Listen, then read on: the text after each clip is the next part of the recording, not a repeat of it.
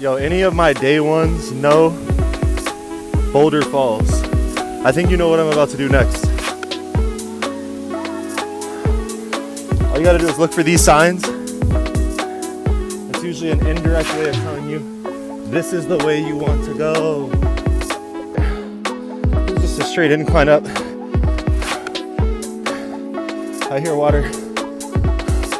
I think I'm close. I think I see a cave. Completely distracted me. Whew. Gotta get through the thick of this. As you can see, I made it to that waterfall. And what I realized is that that's the initial waterfall you see in the distance, the really high up one.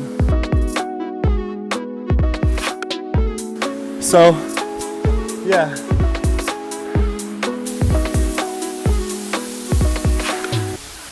We got a massive waterfall behind us. Where should I go next?